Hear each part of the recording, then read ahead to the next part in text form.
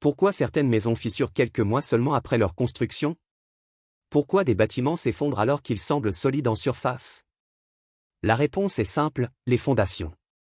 Aujourd'hui, on va voir ensemble comment réussir les fondations en béton, étape par étape, avec des exemples concrets adaptés au contexte sénégalais. Une fondation, c'est ce qui transmet les charges du bâtiment vers le sol. Si elle est mal réalisée, tout le reste du bâtiment est en danger. Les causes les plus fréquentes d'échec sont simples. Mauvaise connaissance du sol, fondation trop petite, béton mal dosé ou encore ferraillage insuffisant.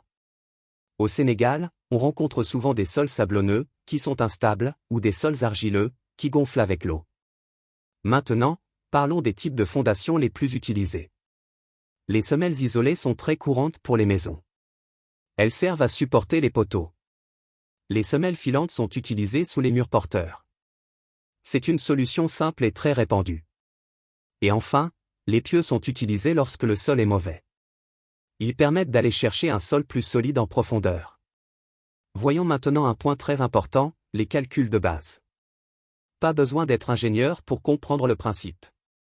La fondation doit répartir le poids du bâtiment sur le sol. Plus le sol est faible, plus la fondation doit être large. Par exemple, si ton poteau est très chargé, tu dois augmenter la surface de la semelle pour éviter que le sol ne s'enfonce. C'est une règle simple, mais essentielle. Maintenant, attention, voici les erreurs les plus fréquentes sur les chantiers au Sénégal. Ne pas faire d'étude de sol. Utiliser un béton mal dosé. Négliger le ferraillage. Couler le béton sur un sol mal préparé. Et oublier la gestion de l'eau autour des fondations. Ces erreurs peuvent entraîner des fissures, des affaissements, et parfois même des effondrements.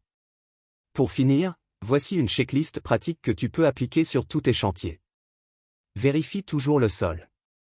Choisis le bon type de fondation. Adapte les dimensions. Assure un bon ferraillage. Respecte le dosage du béton. Compacte bien le sol. Et prévois un bon drainage. Les fondations sont invisibles. Mais ce sont elles qui garantissent la solidité de toute ta construction. Si tu veux apprendre le BTP de manière simple, concrète et adaptée à notre réalité, abonne-toi à Teranga Struct BTP. Construire avec rigueur, bâtir avec vision.